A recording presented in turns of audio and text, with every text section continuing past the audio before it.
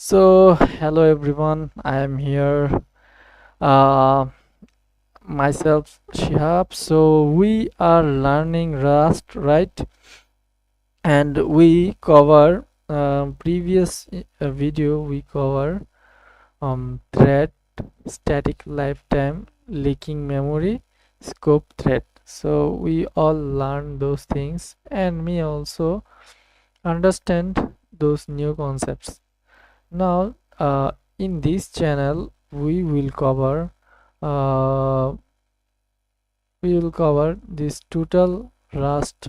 We already cover this heap part, this array vector rasterization, heap by tree map part, and uh, trait part, right? So we already done those things, and now today we in the previous video we done and the thread four concept of threads, and today we will try to cover all of those thread concept which is left behind, right? So yeah, let's another thing I should told you about. uh, i I am learning Rust.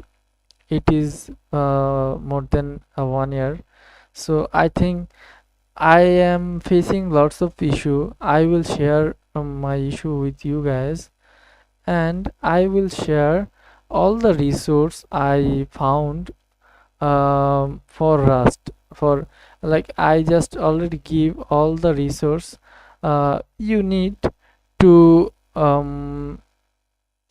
start learning Rust. I recommend, if anyone want to start, they should start with Rust by example, this book, because you can understand the core concept with examples, right? So I will recommend start with Rust by example. Then you should, for uh, solving problem, or yeah, so for problem solving, you can go Rust Finity. So my recommendation will be Rust Finity for problem solving in Rust. You will get 150 problem, so you can understand how Rust implement specific way, and how it how we should use it, right? And here is free course. You can go to this course, and you can done the course, right? So this is my recommendation. First start with Rust by example, then Rust Finity for practice.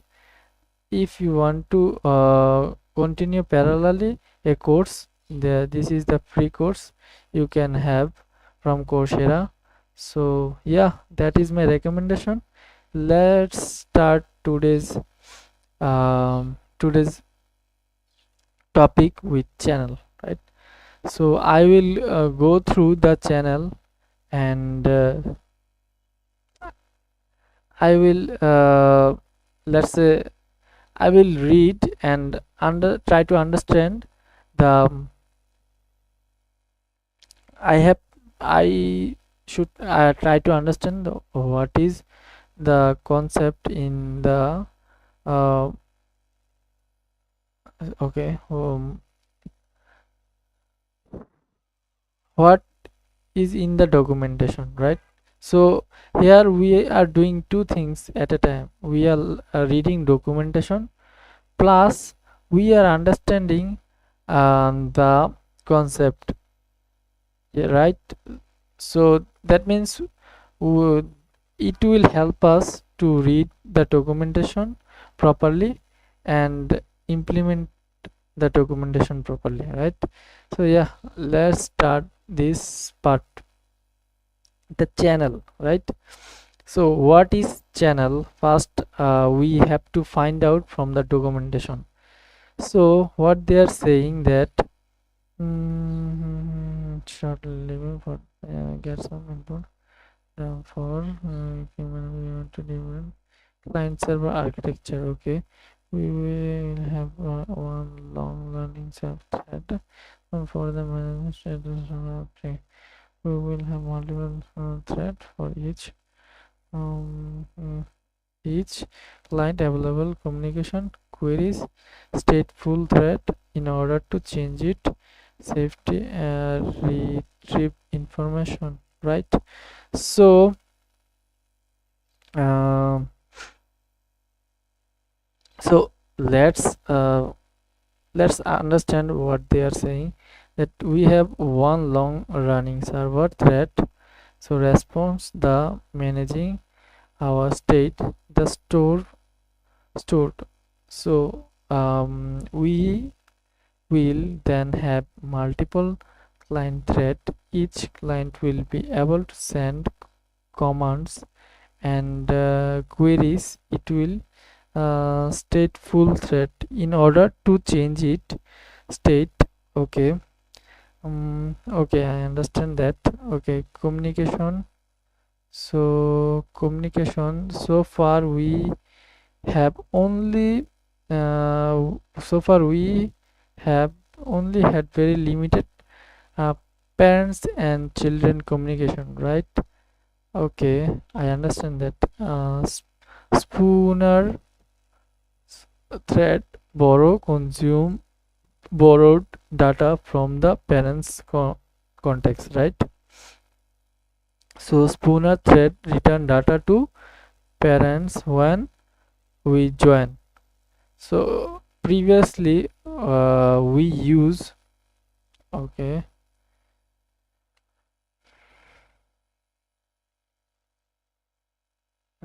okay, you can see previously we used join to handle the parents data, right? From children data to parents data, so we used join for that specific task. But here they are saying that yes, we use join for parents, join with parents, right? Return data to parents and join it, and that is not enough for client design, server design. Okay, we are going to upper level, right? Now we are talking about client server architecture or multi client thread architecture, right? So what we are saying here that uh, clients clients need to able to send and receive from the server thread after it has been launched. That means client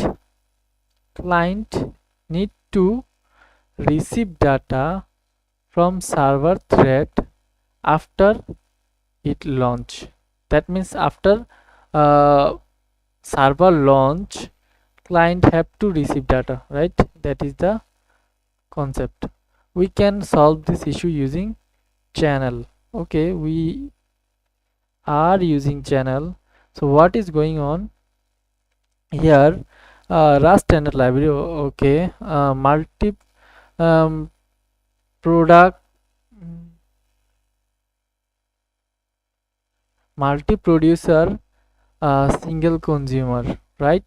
So I will show you the diagram, but let's first go through the concept. MSP, multi product and single consumer channel, is channel in its STD sync MPSC module. There are two channel favored um, broad um,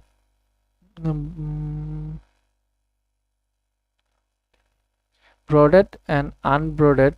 Okay, we will stick to the unbounded vision for now, but we will discuss the pros and cons later on. Okay, channel creation looks like this. Okay, look like this using STT as channel, sender and receiver. Okay, we have two things, one is sender and one is receiver. We got a sender and a receiver.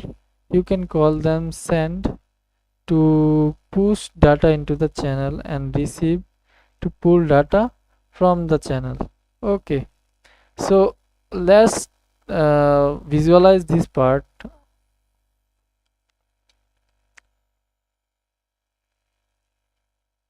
Okay, here you can see the MSP, right? Multi MSP means multi producer single consumer, right? So they are saying that we have multiple producer, like we have lots of balls here, but these balls, uh, when we receive those balls, they are come one by one, right? One by one, and it is FIFO query architecture, fast in fast out architecture, communication system. Okay, so uh, this is the concept of multi producer, right? um, and we this is a this return a tuple, that is, you can see here, that is sender and receiver.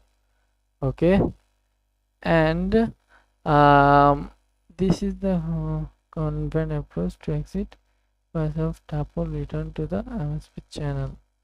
Okay, you can see thread A, that is transmitter, and thread B is receiver. Transmitter means sender, right? Sender, and this is receiver, right? The MPSC system will connect them like a pipeline, right? So what is the core concept of multi-producer and single consumer? That is, we are producing lots of data at a time,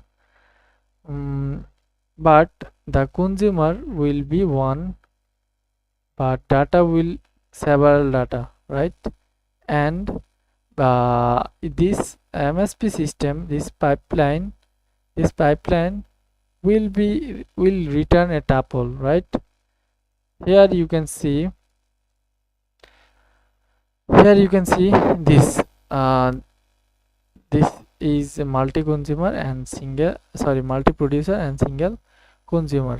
Okay, now they are saying that multi sender, that means I already show that we can send lots, uh, that means there can be lots of senders. We can create multiple senders and they will all push data into the same channel. That means they will push data in the same channel. This is the channel, right? This is the channel, this is the channel. So they will all push data into the same channel, right? I understand that.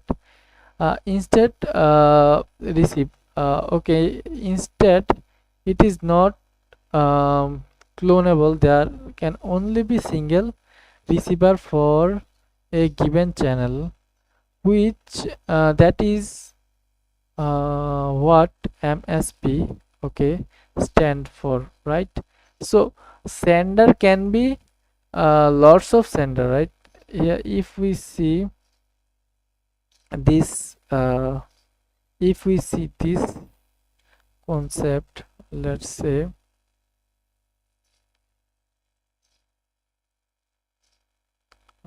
okay, let's say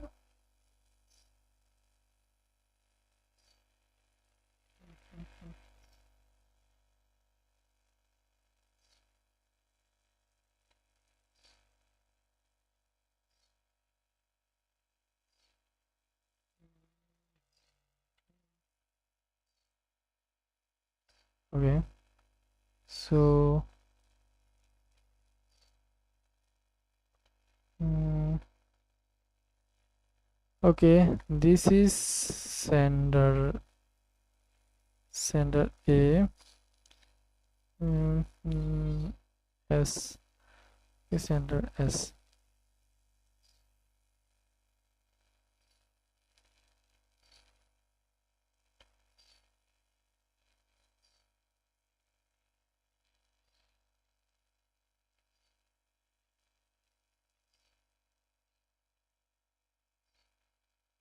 Mhm. So I just showing that there will be lots of sender, right? But there will be one receiver. You can we can show here. So there can be lots of sender and lots of receiver, but here we will see.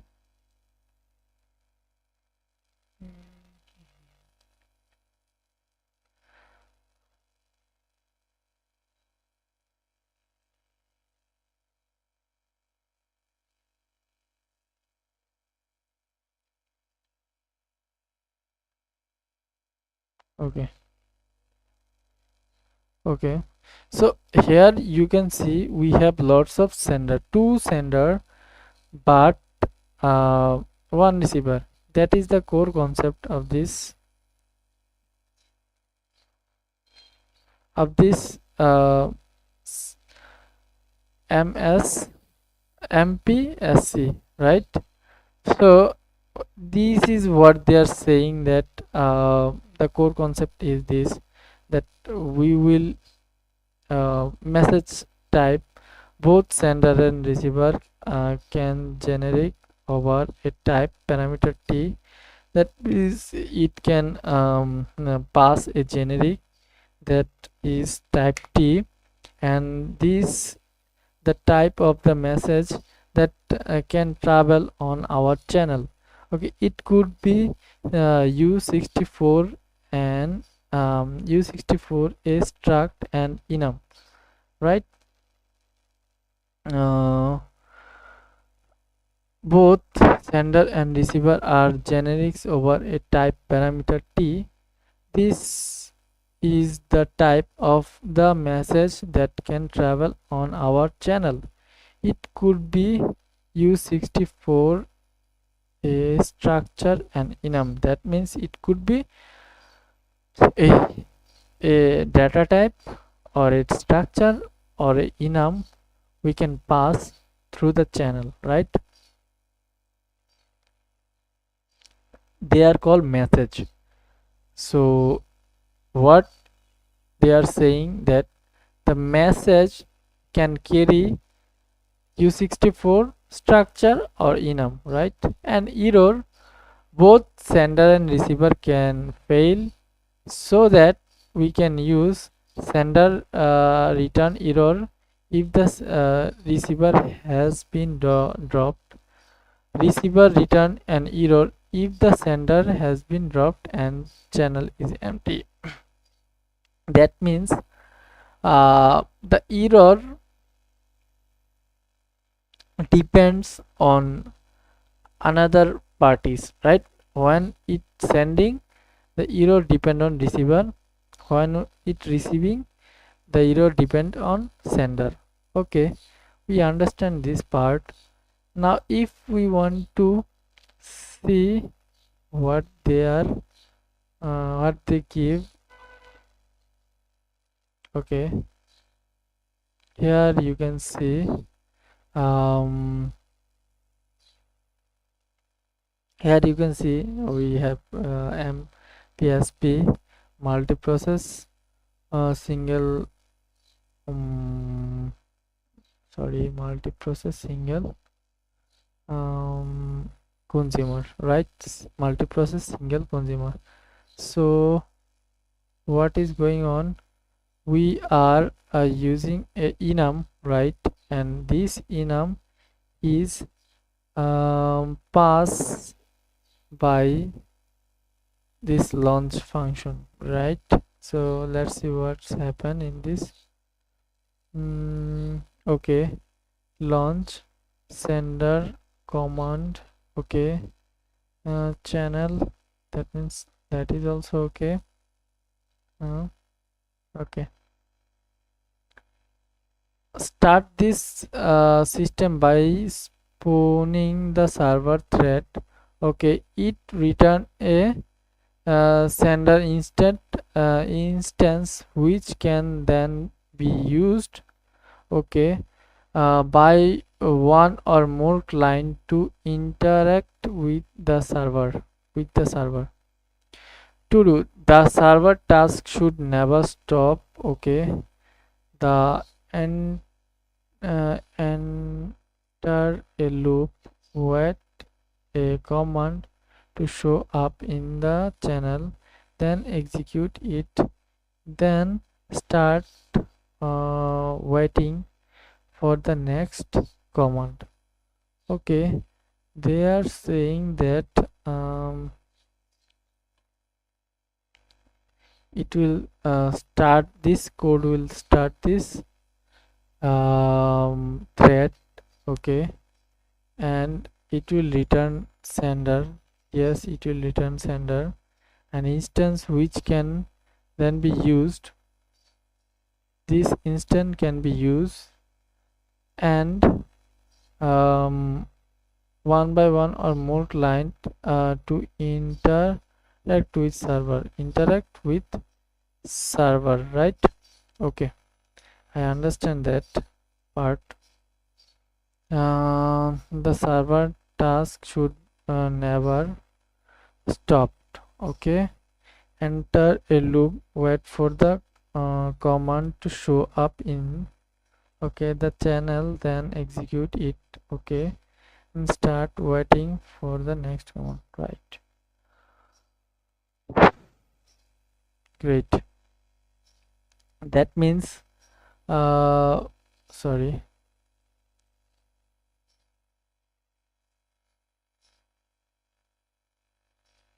okay, that means we cover the channel part. Why uh, channel need? Because if we want to build a if we want to build a multi-line sorry, that is um, okay, if we want to build a single client server, so in that time we have to have a system that will receive and send data 24/7, and that's why we need a channel, right? That means it will open uh, for full time, right?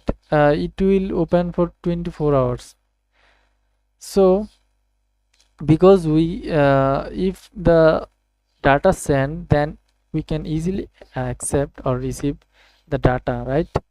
That's why we are using this channel, and we can fetch this channel from standard library by this code, or okay, and this channel will have two part. This is a tuple, that is sender and receiver part, and this multi sender can okay, multi sender um, multi senders they have two part, a sender part that will push data, and receiver part that will receive data. Okay, and message type can be a u64 structure or an enum, and it because it has two instances and they can be show or give provide error. That means uh, we have to handle this error, and when sender face issue from receiver, the uh,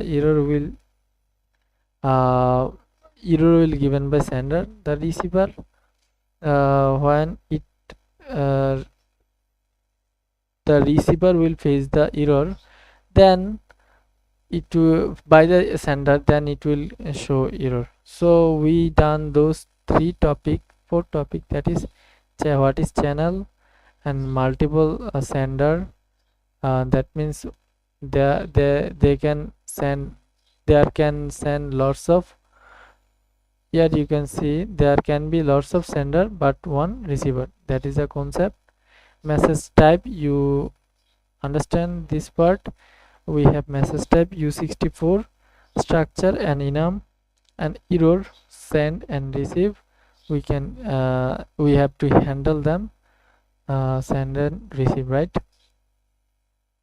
Okay, we will go next part. What we will have in next part. So in the next part you can see intern interior interior mutability, right? Okay, so in this part what we learn, let's see. Interior mutability.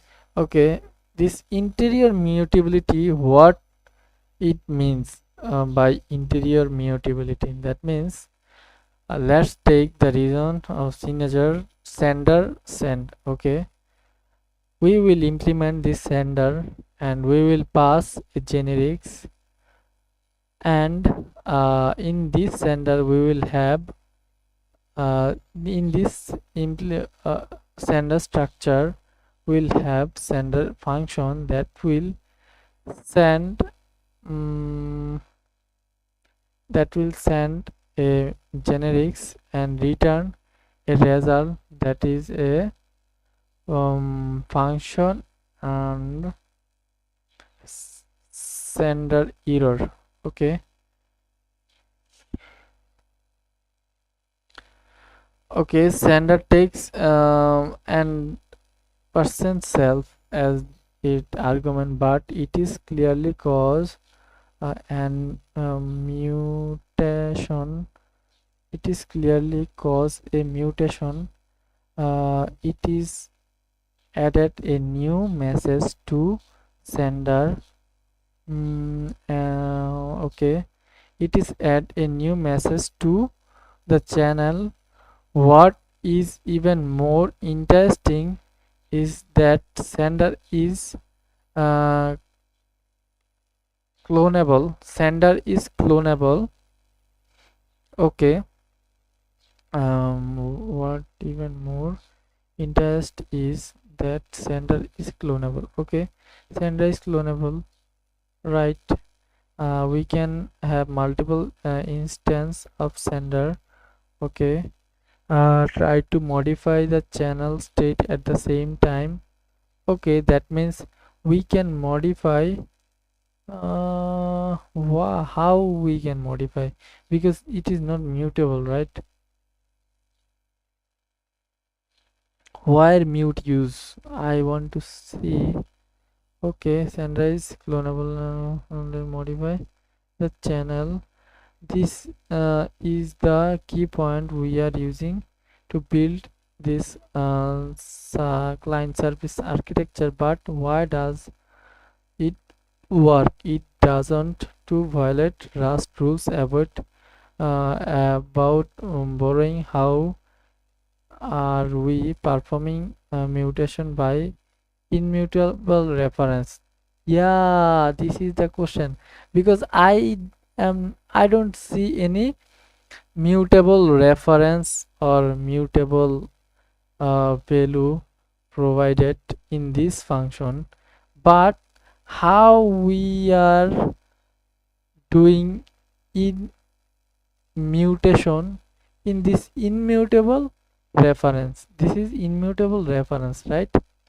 How we are muting this, this is the core concept. It is interesting, right? Okay. Share shared rather than immutable reference. Okay. When we introduced to borrow checker, we named two types of reference. You can have this. One is mutable, another is immutable. This is immutable and this is mutable, right? We use mute word. It would be more accurate to name them share reference and exclusive reference, right? That means exclusive reference can be changed, share reference can be read only. Immutable immutable and mutable is mental model that work to various measure of case. The uh, guaranteed great one guaranteed that the data it point to is immutable. Okay. It immutable, don't worry, through Rust is still keep its promise. Okay. It is just that the terms are at bit more nuisance than might be seen fast. Okay. I am worried because Rust have Rust have immutability rules, right? Rust have their own rules. So Rust still keep his promise. How? It just that the terms are bit more nuisance than they might seems at the first time. Okay. Mhm.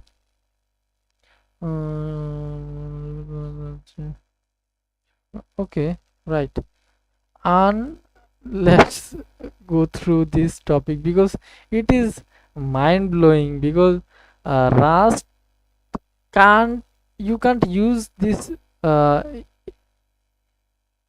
this share reference like exclusives one, right? You can change this share reference in Rust. What is going on? Let's check.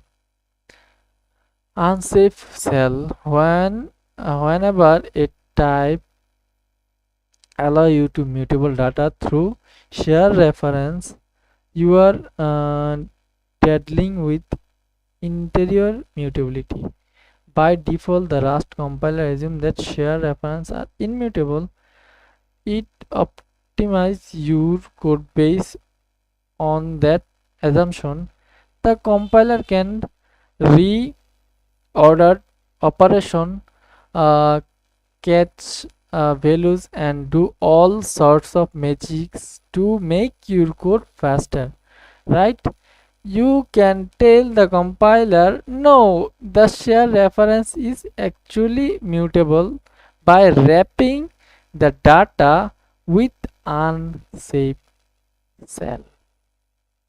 Okay, that is interesting to me because if I use unsafe cell, then the share reference will become mutable. Okay, that is great.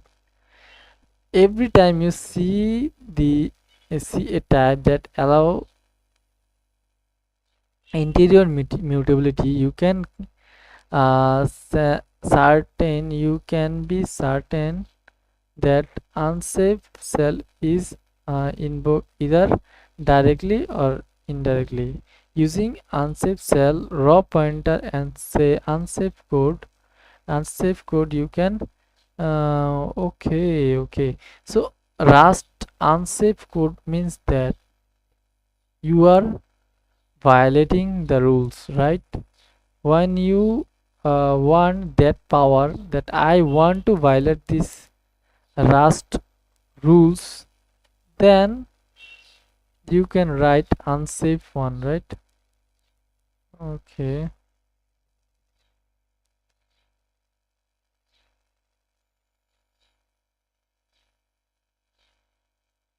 Mhm.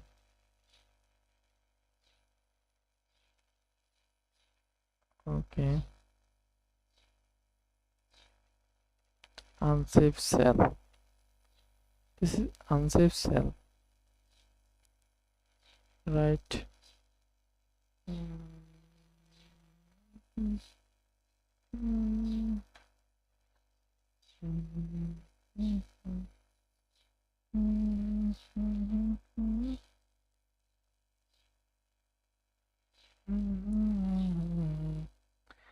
By using raw pointer unsafe code, you can mutate data through share reference. Let's be clear, through unsafe cell is not a magic one that allow you to ignore the borrow checker. Okay, unsafe code is still subject to Rust rule about borrow and alias aliasing. It is an advanced tool that you can leverage to build safe abstraction. Those safety cannot be directly expressed in Rust type system. Whenever you use unsafe keyword, you are telling compiler, I know what I'm doing. I won't violate your invariant. Trust me. That means you are saying Rust to trust Rust compiler to trust your code, right? Every time you call unsafe function, there will be documentation explaining its safety precondition, right? Under what circumstance a safe to execute it is unsafe block.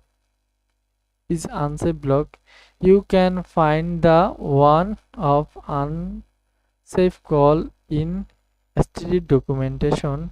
Okay, you won't be use unsafe call directly in this course.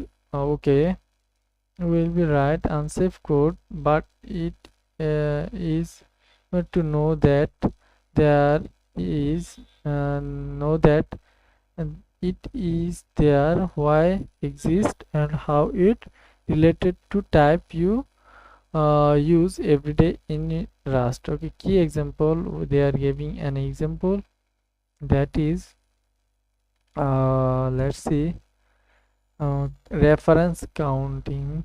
Okay, type couple of important std types that leverage in interior mutability. They are types that you will encounter somewhat often Rust code, especially if you peek under the hood of some libraries you use. Okay, that means if um, in the library they are using these unsafe types, right? Reference counting, RC. A reference counting is a reference counted pointer. It wrap around a value and keep track how many reference to that value exist. When the last reference is dropped, the value is deallocated, right? The value wrap in RS is immutability. You can only get shared reference to it. Okay. Hmm.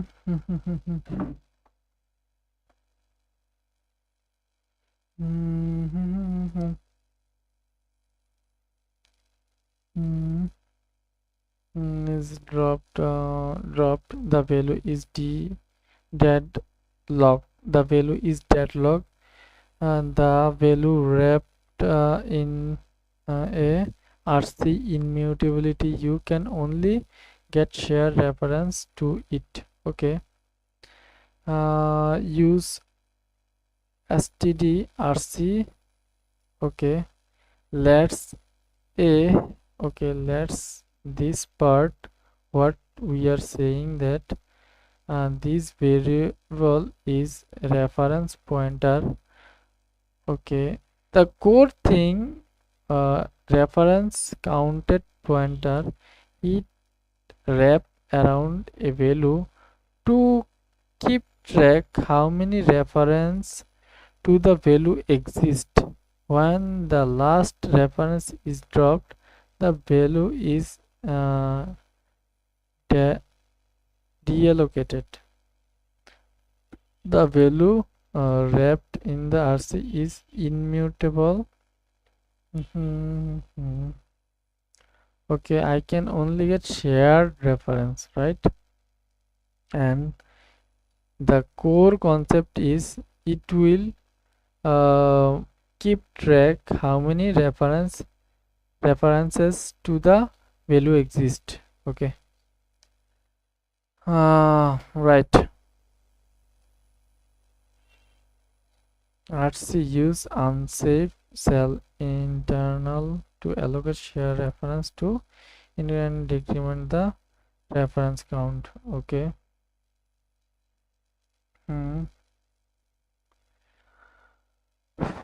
Okay, I understand this.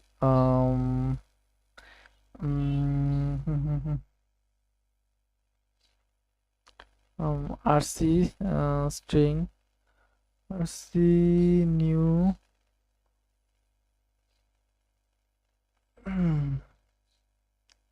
my string dot to string. Okay.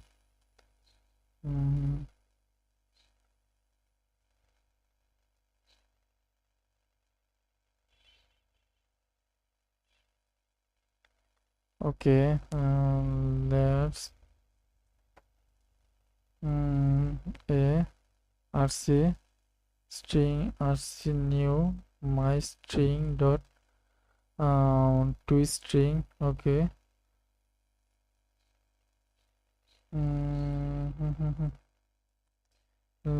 Let be same plus clone a. Okay, here we are seeing that we have two instances. First is reference pointer, second is when we call a clone, when we called a clone, string data is not copied, instead in the reference count for RC is increment. That means our main variable we have one string, but when we use clone, it is not cloning, it is increasing the reference value. Okay, RC use unsafe cell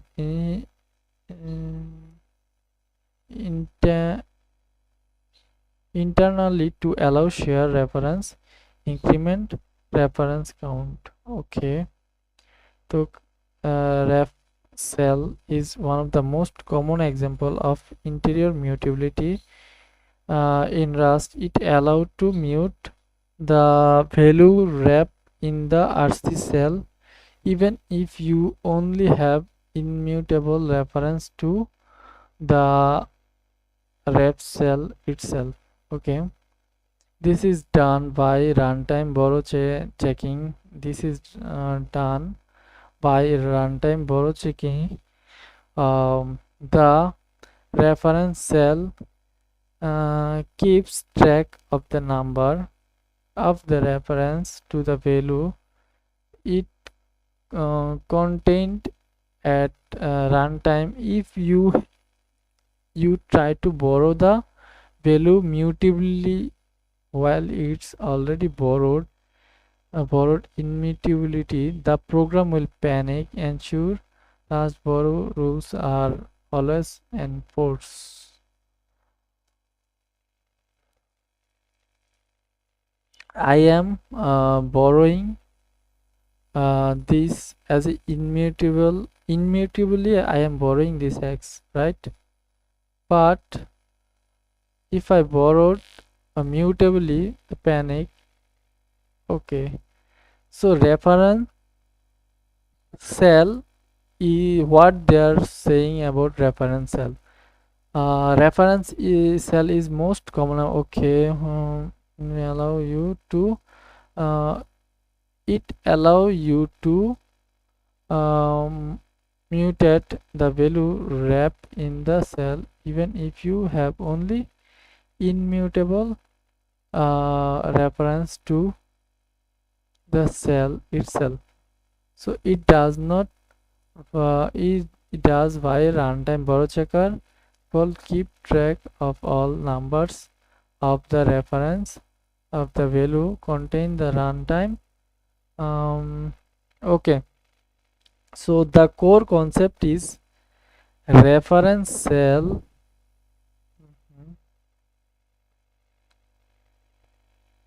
uh, Sorry.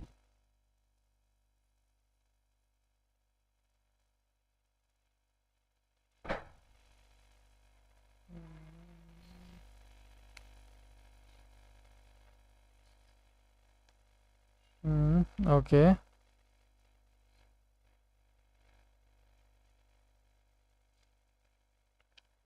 mm,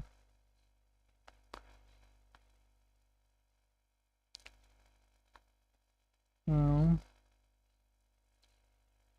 okay, that means here it allows mutable. Okay, reference cell. Okay, this is the core concept of reference cell.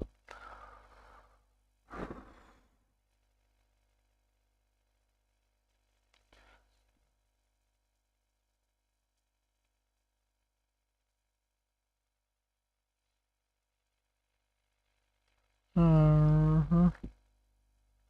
So here you can see shall allow you to mute the uh, value wrapped in a ref cell even if you only have a mutable reference to the reference cell itself.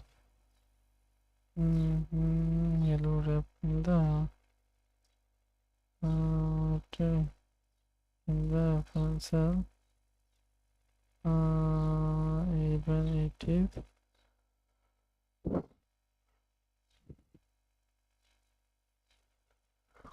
mhm. That means we are saying that it is immutable. We are saying that it is immutable, but we are using reference cell. That's why we can use as a mutably. We can use um, we can use the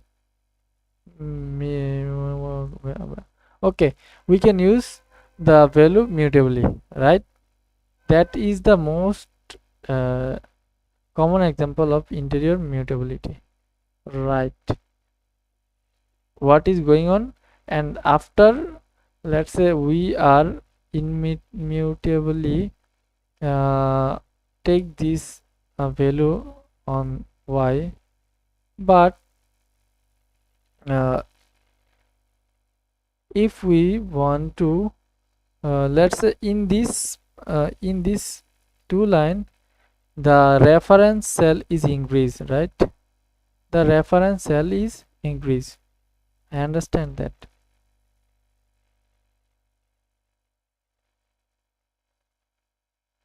Mm-hmm. Okay, to auto two-way communication. Okay, that is great.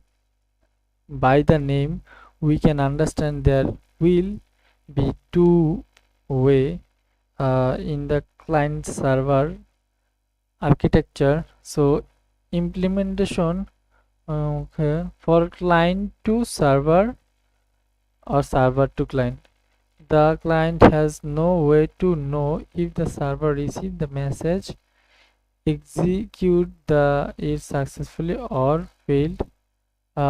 These two deal. To solve this issue, we can introduce two-way communication. That means response channel. That means we are building a channel that will give us response. We are sending and the response is coming.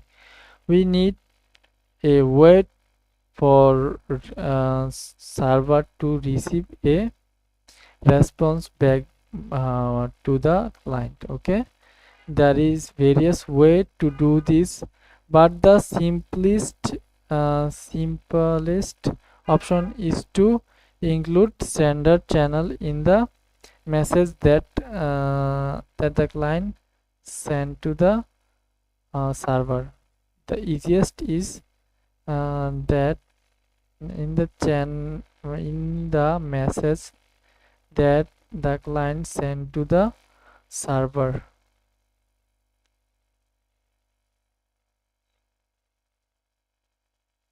There are various ways to do this, but the simplest option is to include a sender channel in the message that the client sender to receive.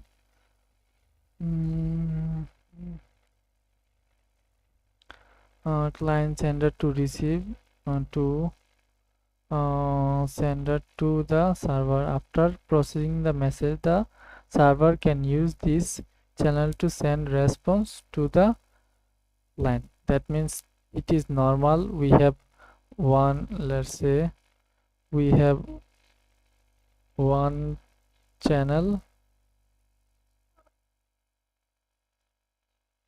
Okay, let's say this is shit.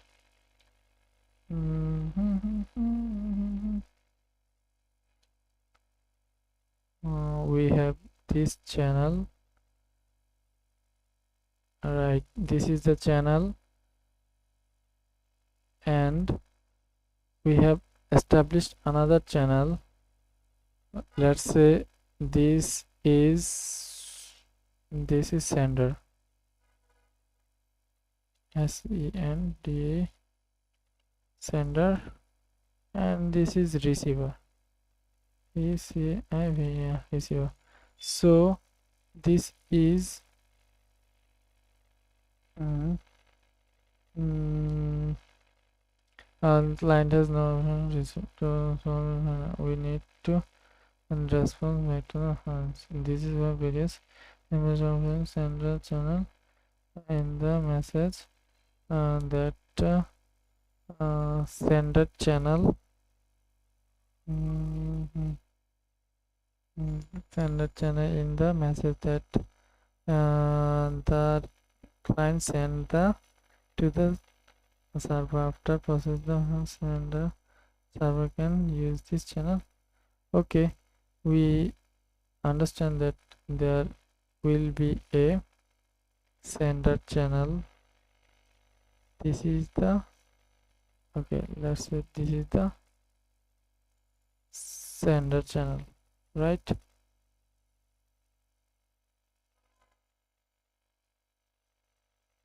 This is the sender channel, and using this channel the receiver can message. This is fairly common pattern in Rust application built on top of message passing primitive. Okay, message passing primitive.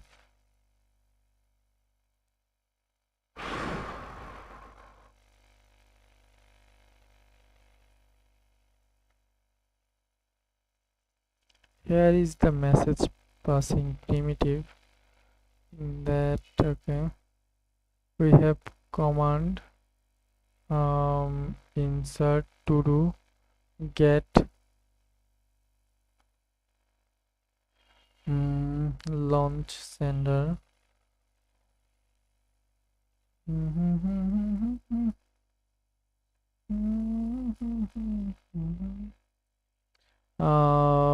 Handle incoming command as expected. Public fn server. Receive okay receiver common okay so let mute store okay ticket store new okay so we have a new ticket store that okay so this is from uh, we are using ticket store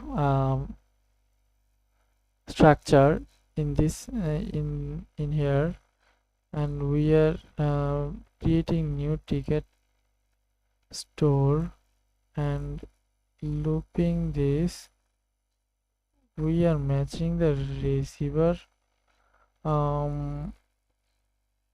okay if instance get okay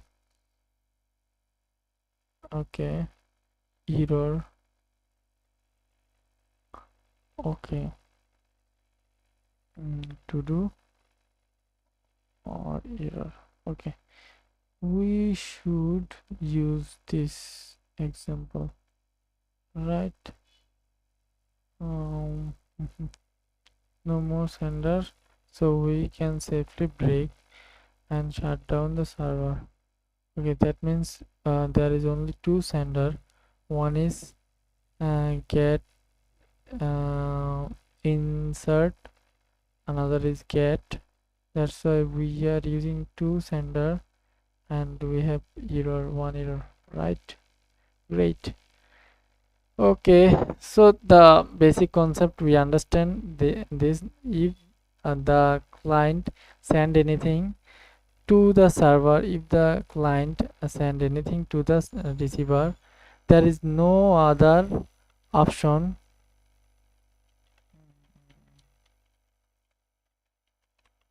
and there is no other option that the sender can understand whether the message is received or not, right? This is the core concept and it is easy. I think it is easy to understand and declare client type. So those topics are too easy, right? All dedicated client type, all the interaction from the client side has been fairly low level. You have to manually create a response channel, build the command, send to the server, and then receive on the response channel to get the scope. This is a lots of boilerplate code and could be abstract way and this exactly what we are going to do in this okay what they are saying that all the interaction from the client side has been fairly low level. You have to manually create response channel. That means I have to build a response channel, build the communication, and I have to build the communication system, send it to the server, and by send this to the server. That means I have to build the channel and then I can use the channel. This is called receive on the response channel to get the response. This is a lot of boilerplate code that could be abstracted way, and this is exactly what have going to do in this exercise, right?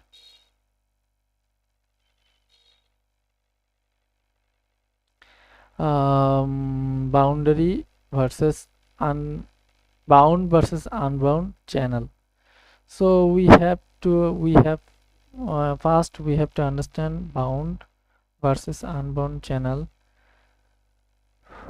So far we have been using unbound channel. You can send as many messages as you want. That um okay you can send as many message as you want. The channel will grow, accommodate. Then in the multi-process sign consume scenario, that can be problematic. It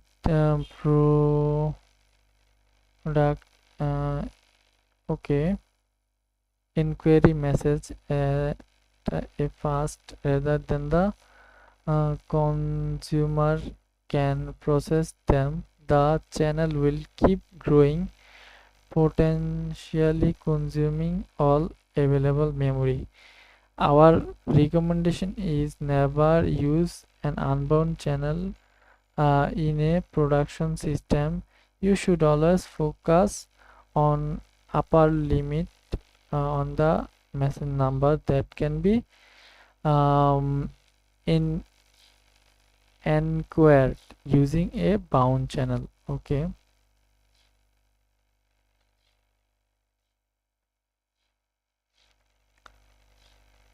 bound channel has a fixed capacity. That means uh, we have only 10 sync channel in this sender and receiver.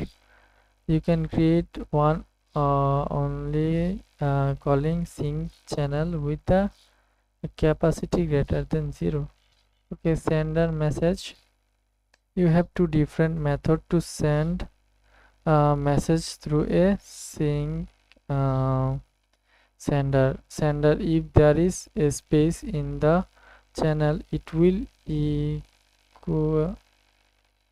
inquire the message and return OK. If the channel is full, it will be blocked and wait until there is the space available. Try send. If there is a space in the channel, it will be inquire the message and return OK. If the channel is full, it will return error.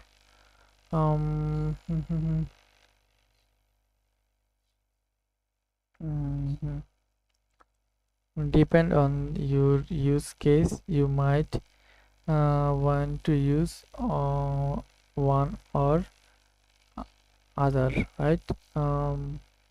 Back pressure, and the main advantage of using um,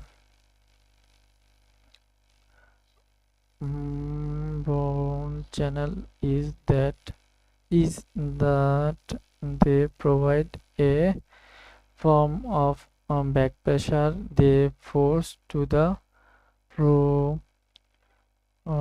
to show down if the consumer cannot keep up. So back pressure provided from back pressure pro to show down the consumer cannot keep up. They can then propagate through the system, potentially affecting the whole architecture unity. Okay, so the back pressure is like mm, I have to understand this by using test. Okay. I we have to understand and this and this. I have to understand the Okay.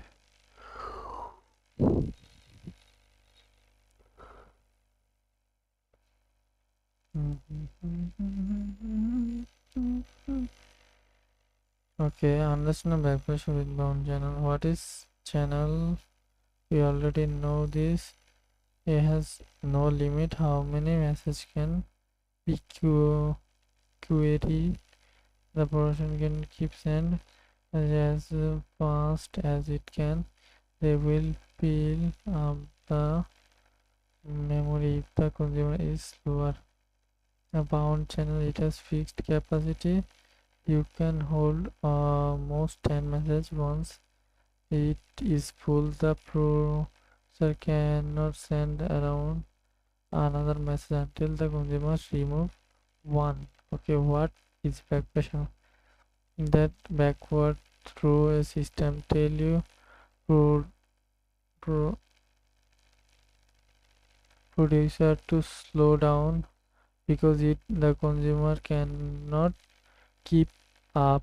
It likely a traffic jam and the road head is blocked. The car behind must stop.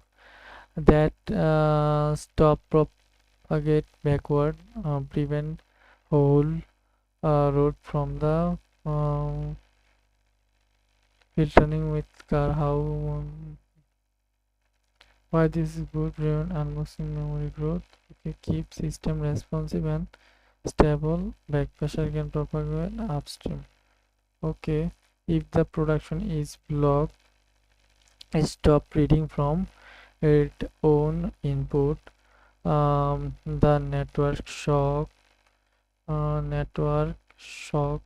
or a previous stage that accuse the source of that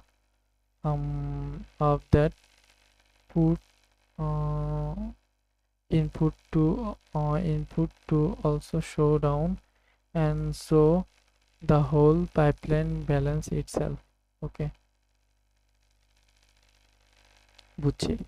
That means I understand and that this part they are saying that the back pressure like a traffic jam. Okay, and that means it slow down the message passing. That means if I pass 10 message and my receiver can handle 10 message, that means if I want to send 11th, then brake pressure will help me to slow down, right? Um slow down the message. Okay, that's it. We understand this. Bound is limited memory. Bound has limited memory, and unbound that channel is has unlimited memory. That is the main core concept. And the back pressure is like traffic light. If you the signal is red, then the message will stop.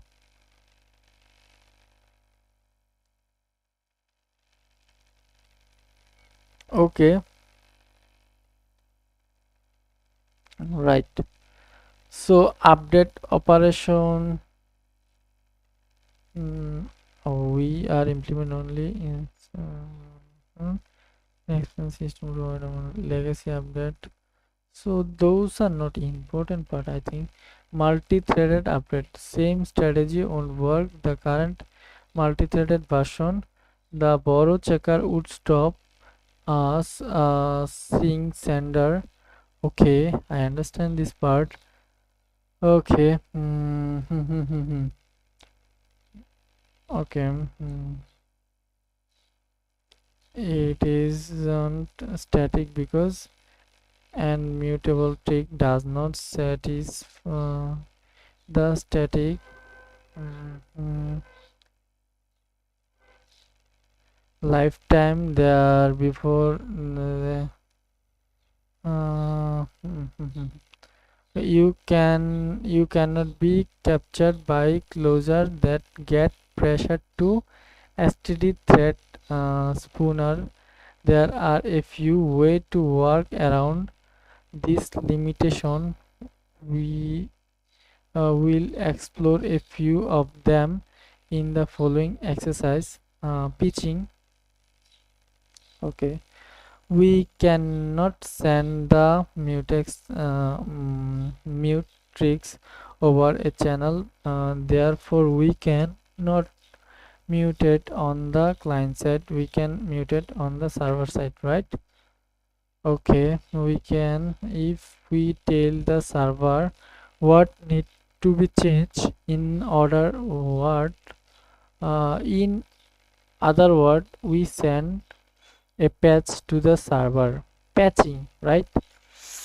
What is going on? We cannot send mutable ticket over a channel. That means we can't use mutable ticket over a channel, therefore we cannot mute it on a client side. We can mute it on server side. Okay, we can, the tail server side we need to change. Okay. ID field is mandatory since it is required to identify the ticket. You need to update all other field or optional. If a field is none, that means the field should not change, and if the field is some, that means the field should be changed to value, right?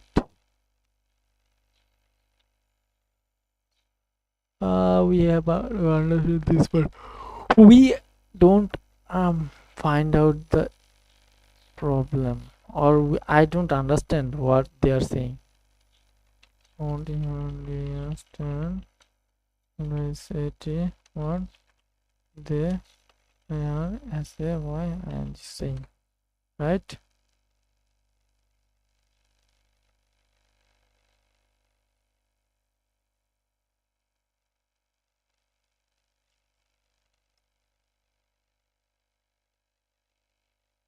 Mm.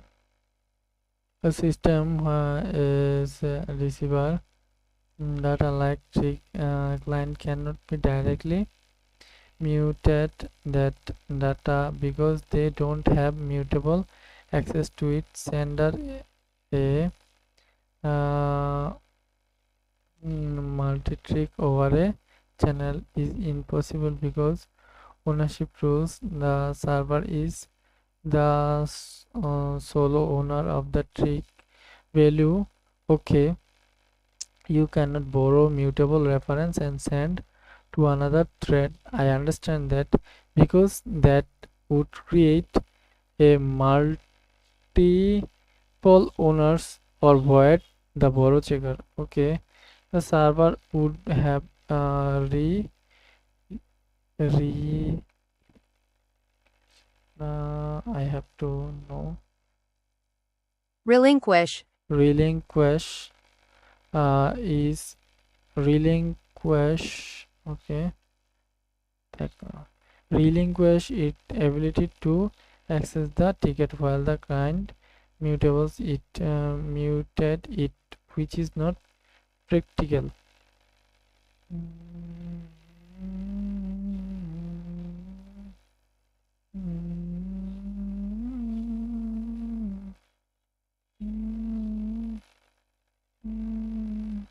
That means the multiple owner will be created if I use mutable reference, right?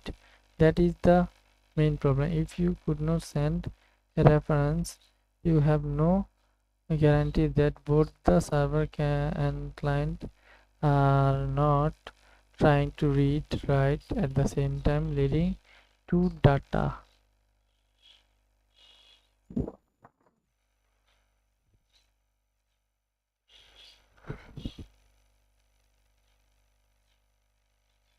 In this part,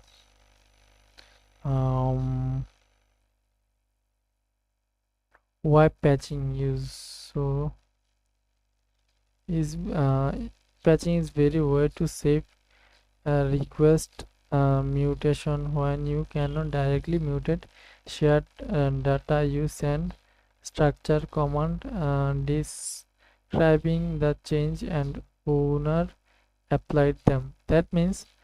Uh, that means the client is saying that you should change those things, and server after server hear that, and after that mm, it what it do after that, it mm, it change, right? After that it change. So that is the core concept of patch. Now we will jump the core concept of this thread part, right? Because we have to understand them, and this topic is huge, you can see, but the good thing is I already draw this part in this uh, okay, okay.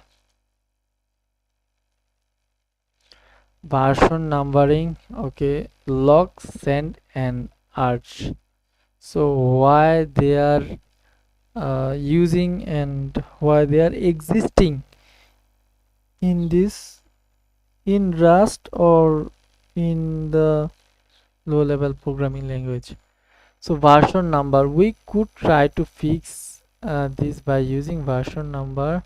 Each ticket get assign a version number upon creation set 0, and where the client sent a patch, they must include the current version number of the ticket along alongside the desired change. The server will only apply the patch if the version number match the one it has stored.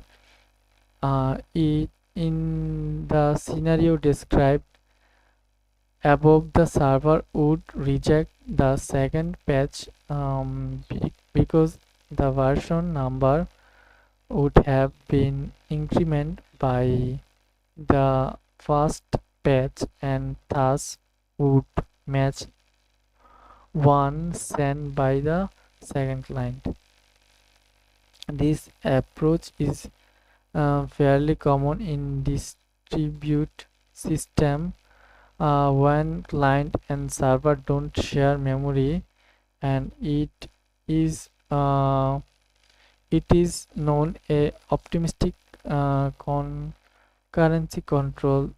The idea is that most of the time conflict would happen, so we can optimize for the common case. You would enough about Rust by now to um, implement the strategy on your own. Boundary exists if you want. Okay, locking. Now let's jump into locking. So I will, this topic is huge, but I will show you um, on the drawing, right? Let's say we have two types of locking, that is one is mutex and another is read and write lock. Start with mutex. Let's say what is mutex do. So mutex lock is a data structure that is part of the mutex that keep track of who currently has exclusive access to the data. That means four four person, we have four person, A, B and C. Mutex are saying which one have uh, have the authority or ownership of this variable right now, right? There can be a share mutex between multi-threaded. Okay, that means ARC is allow multiple ownership of the same data across the thread. Mutex T provide multi execution for safe concurrency access. That means mutex log are saying that I will tell you who is the owner right now, right?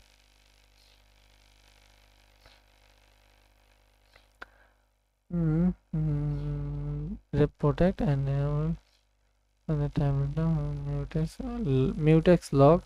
Let's try to log from log until the log is acquired. The later returned immediately with an error if the log cannot be acquired. Both method return a guard object that the reference to the data allowed you to modify it. The lock is released when the guard is dropped. Okay.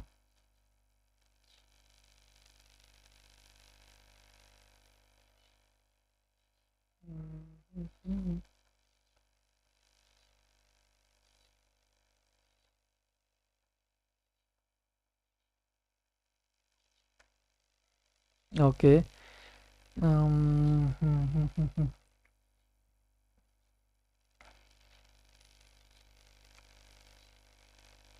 Lock on the mutex, let mute guard. Okay. Mutex and guard lock a and guard lock unlock. Okay. Locking. Okay, integer product mutex log. Okay, mutex, that is mutex log. Acquire a log on the mutex. Okay, this is the log function. Modify the data through the guard leveraging its draft reference implementation, and then the log is released, then data goes out of the scope. Okay, this can be done explicitly by dropping the guard and happen implicitly when the guard does out of the scope, right? mm, Logging then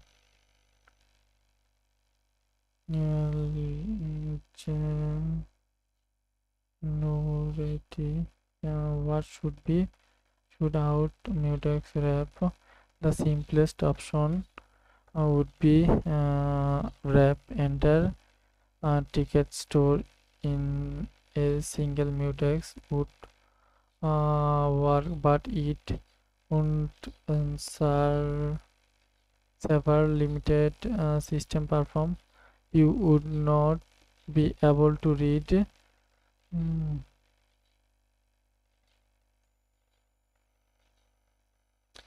ticket is parallel because okay because every read would have two way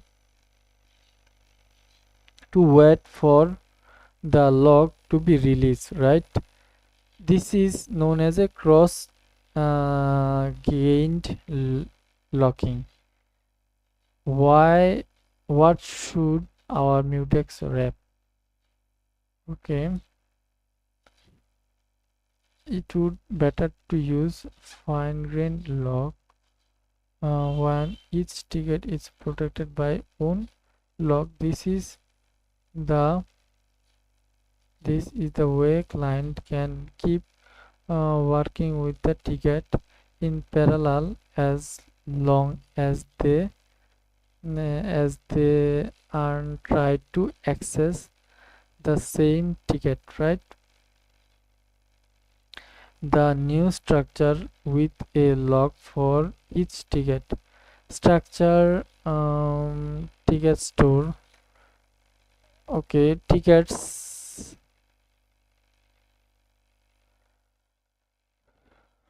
more if approach it more efficient, but it has downsize.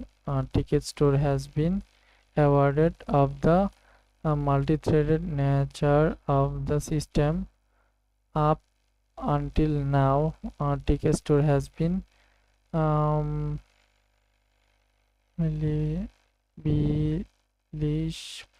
ignored the existing of the thread. Let's go for way. Okay, how will the deadlock? Okay, for the whole schema work, the lock must be passed to client and want to modify the ticket. Okay, the client have directly modified the ticket. I understand that.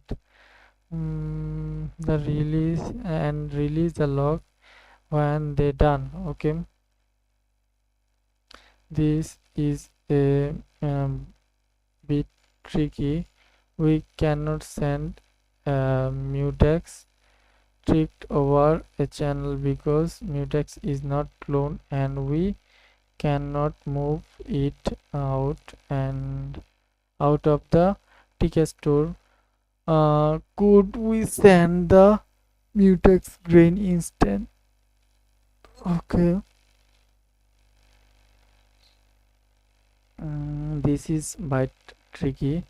We cannot send mutex trick over a channel because mutex is not clone, and we cannot move it out the ticket store and could send the mutex grid instant.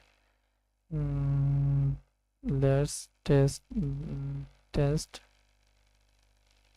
the idea with small example. Okay, what is going on? This is the log, and we have a channel and one channel and grade equal to no spooner. We have two thread with spooner, and we are moving the ownership to receive.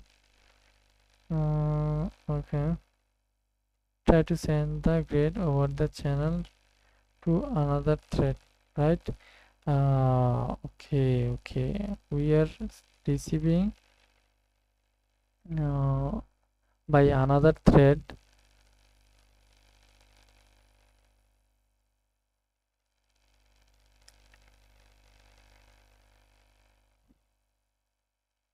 the compiler error is compiler is not happy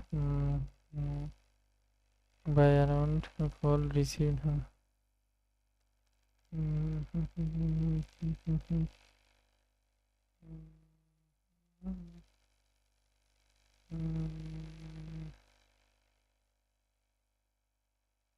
Okay, sender.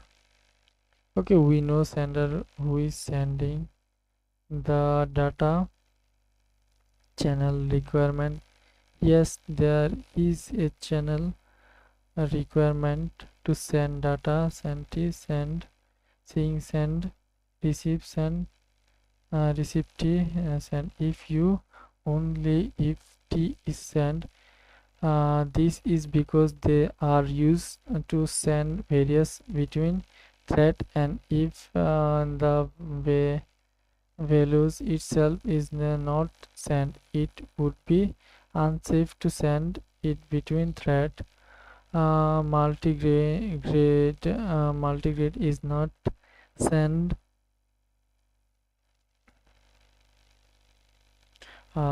Multigrade is sent because underlying operation system primitive mutex using to implement lock require on some platform that the lock must be released by the same thread acquired it. If we were send grade to another thread, a lock would be released by the different thread, which would lead to defined behavior, right?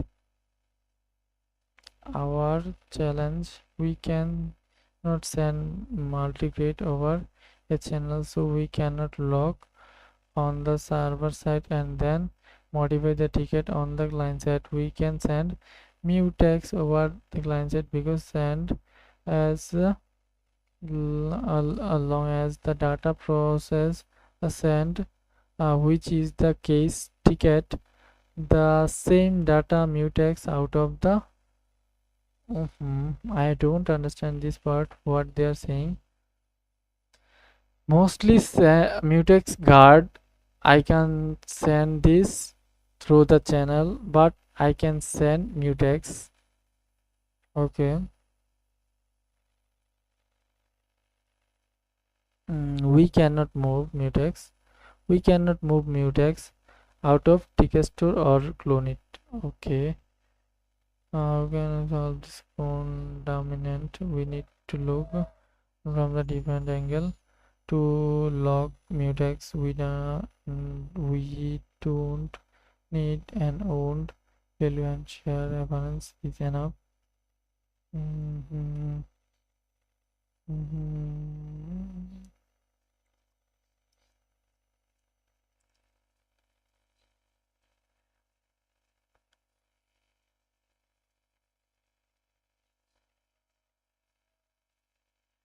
Mm, there is therefore enough to send share reference to the client. We cannot do that directly through because the reference would have to be static, and that is not the case.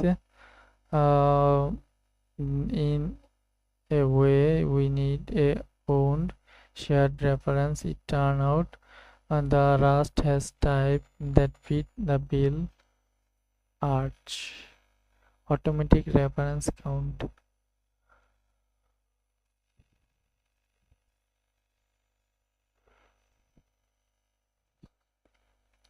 From the name we can understand that it will when we clone, it will count the reference number.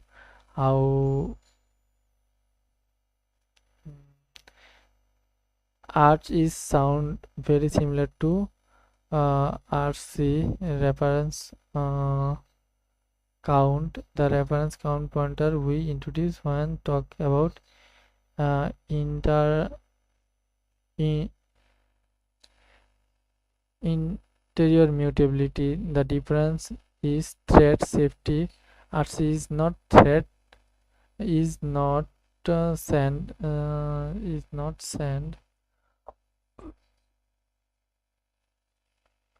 safety. RC is not safe. RC is not safe. ARC is okay. The boil down is where the reference count is implement. RC use normal integer while RC use atomic integer. Well, can be safely shared and modify across thread. Mm,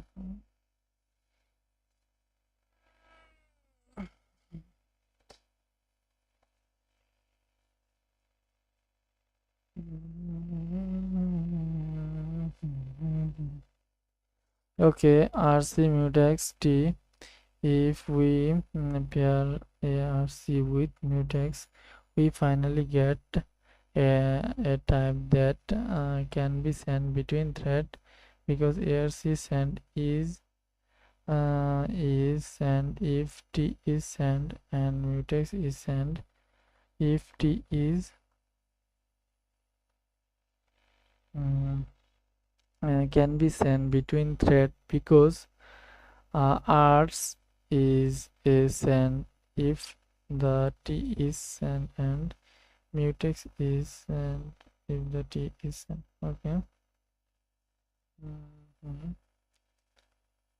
Here we are saying that in arts the mutex and generics type arts is sent if the T is sent. Okay. Mutex is sent if the T is sent. T is ticket which is sent. Okay, that means the main fact is T and T is mutex and also ours. Now we have all the piece we need to implement locking strategy for our ticket store. Okay, so because can be cloned because ours is a clone not matter.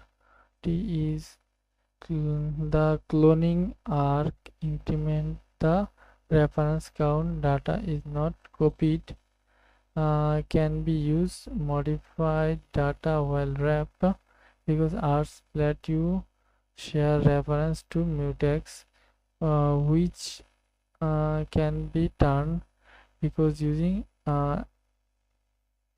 acquire a lock we have all the pieces we need to implement.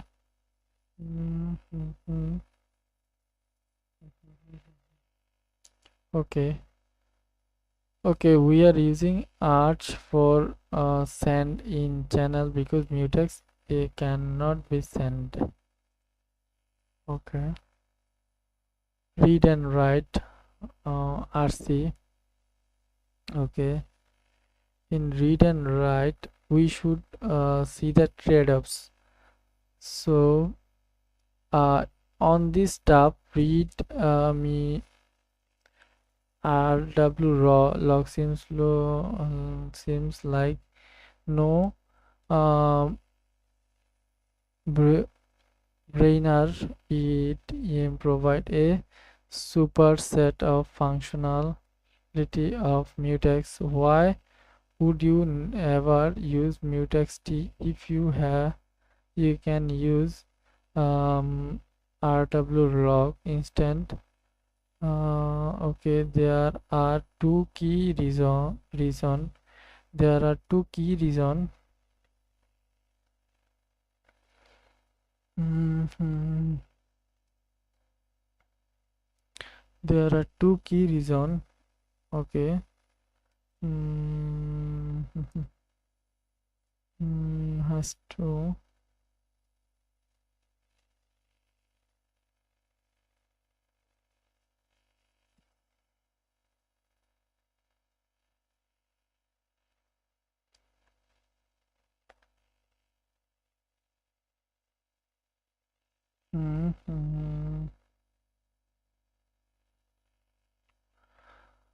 Okay. Track the number of the active read and write while the mutex T only has to keep track of whether the lock is head or not. This perform overhead is not an issue if there are more reader than writer, but if the work load is written heavy, mutex might be a better choice. Okay, more expensive than lock. Okay, read write lock is more expensive.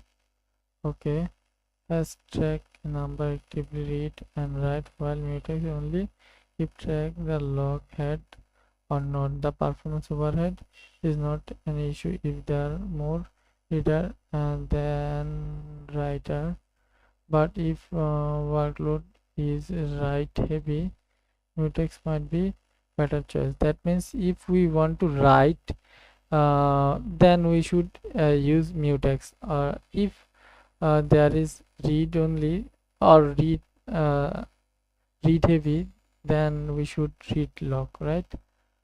Can cause writing starvation. Okay, if there are always reader Okay. uh, if we can expect workload to be read heavy, then RW log is good choice.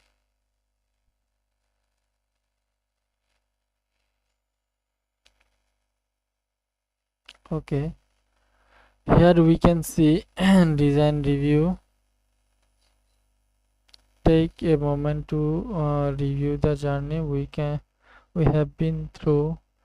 Lockless while channel serialization,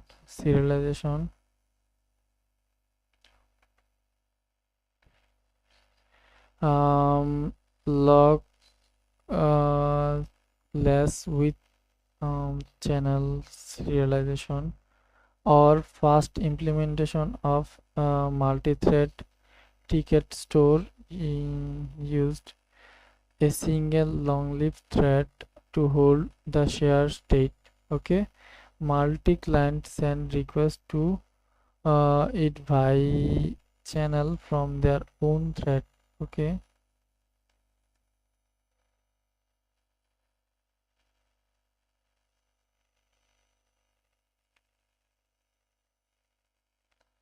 No lock of the state was necessary since server was only one modify in the state that because the box channel naturally serialize incoming request, the server would process them one by one.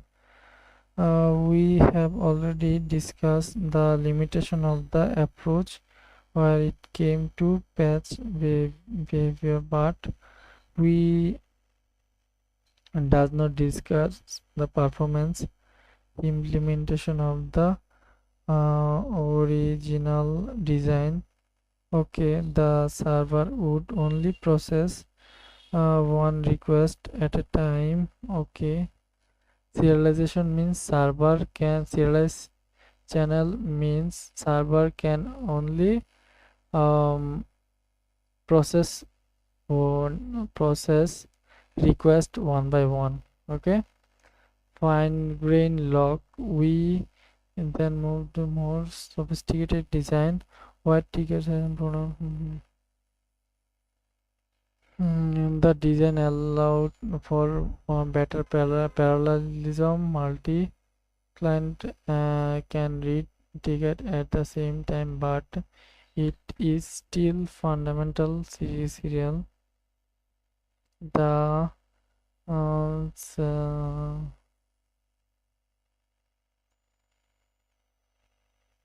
server process command one by one. The in particularly it had out lock offline one by one. Could we remove the channel entirely and allow client to directly access the ticket store relay, execute or lock synchronize access remove channel? Okay. We have two problem to solve. Sharing ticket access thread, synchronization access to store. Okay, sharing ticket store access thread. We want all the thread refer to the same state. Otherwise we don't really have multi-threaded system. We have just running multiple multi-signer thread system in parallel. We have already encountered. Okay, so mostly they are saying that synchronization synchronize access synchronize mostly said synchronize means one by one request handling, that is the synchronize. And let's say there is uh, there is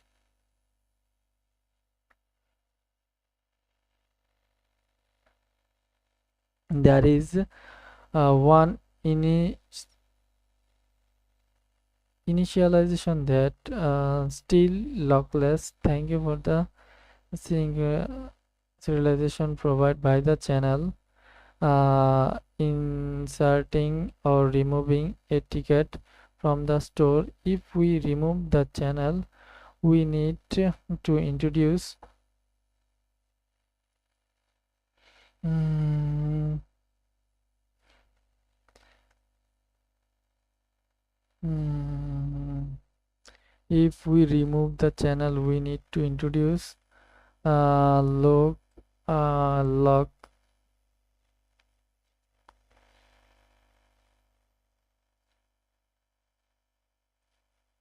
We need to introduce log to synchronize access to the ticket store itself. If we use mutex, then it may sends to use additional RW logs for each ticket, and mutex will already serialize access to the entire store, so we would not be able to read ticket in parallel way. If I use a read log instant, we can read tickets in parallel. We just need to push all reads while inserting or removing the ticket. Okay, if we use read log instant, we can read ticket in parallel. We just need to push all the reads while instant or remove tickets. Okay. Mm, Last topic, we have sync keyword. So before we wrap this chapter, let's talk okay, this is trait, sync trait, and sync is a auto trait that is like send. It is automatically implemented by the types that can be safely shared between thread, right? So in other words, T is sync if percentage T is send. T sync does not im, im, imply T send. It is important to note that T can be sync without being sent. For example, mutex guard is not send, but it is sync. It isn't sent because the lock must be released on the same thread acquired it. Therefore, we don't want to mutex guard to be dropped on different thread.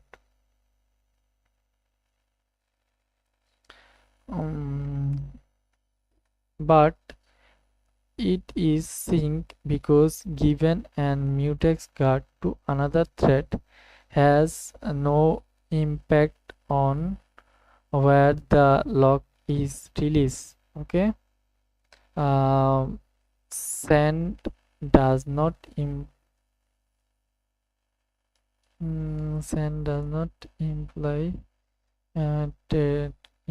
does not implement the thing. The option is also true.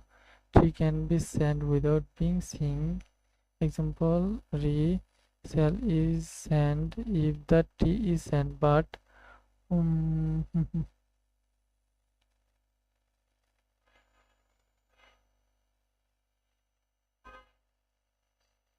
recall performance runtime বড় জায়গার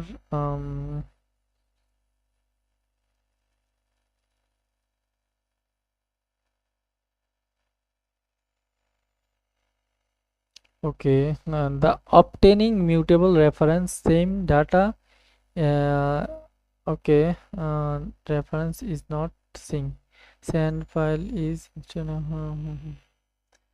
can you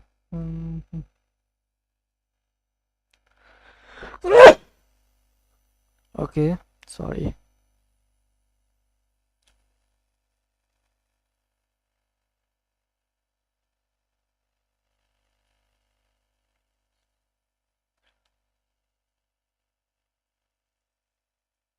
Okay, simple smart pointer.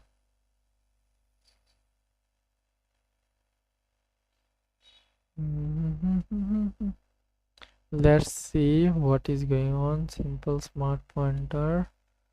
Okay, we have recall, resell.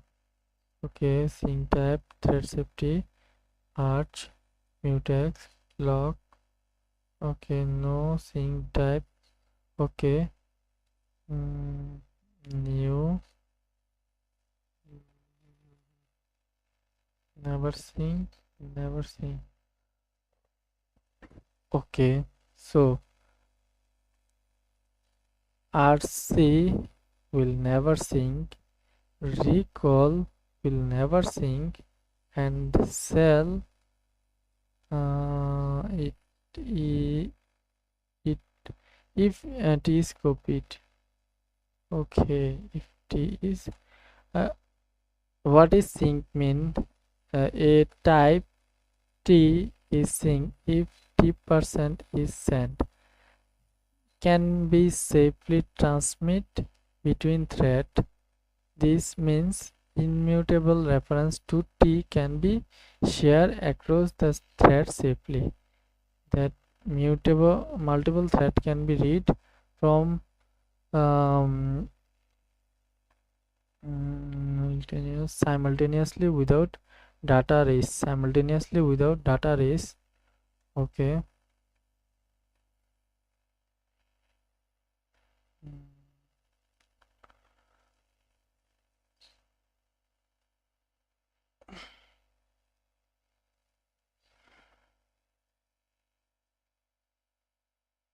Okay, that is the main point, right?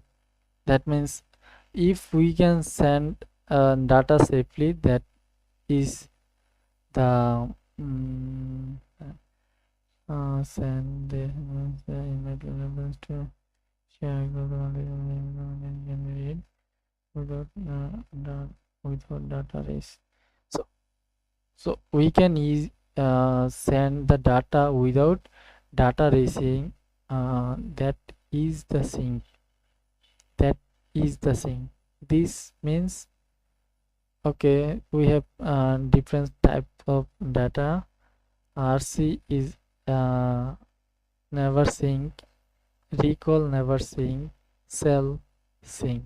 Okay, and arch is synced, and mutex synced, and read write read is also synced. So why certain types are not synced? Okay. Sync. Okay. Okay. So we understand why this sync means. Sync means data without tracing. Um, and the type T is sync if T is sended. Okay, right.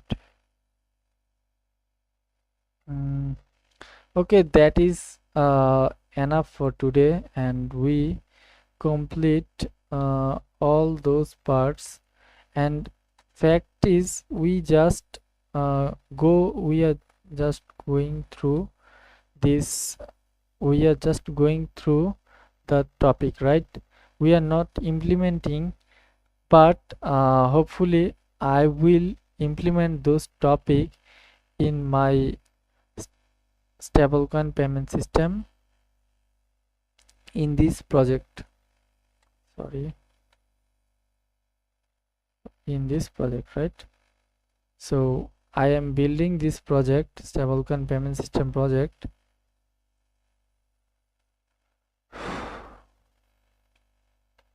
Here is the architecture. and I am working with this part. Hopefully I can implement all of those parts in this uh, project, and I also show also provide video on this project, right? So I am learning Rust, beside I am also doing project. But why I am covering Rust deeply? Because if I don't, then then we can't understand the core concept of Rust, right? And we will it will just it will just like let's say uh, this is the core concept. These are the core concept for message passing and message passing and okay, let's say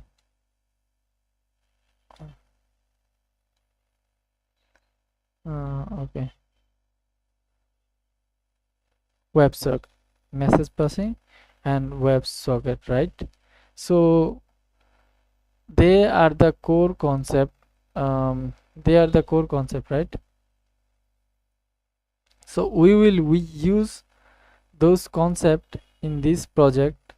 Hopefully you guys will you will support me, or that is not a big deal. You should understand how a project should done. We are doing Rust core concept, and after that we will implement in this project. So this is how the concept go through, and I feel that we are having lack of not resource, lack of patient, right? I don't know about lots of things in this project, but I will learn uh, when I will go through this project. I will let's say I will make a video on this project, and I share one video when I started this project, right? So I will provide um, them also. So yeah, that is the end of today's video. Tata, bye bye. Okay.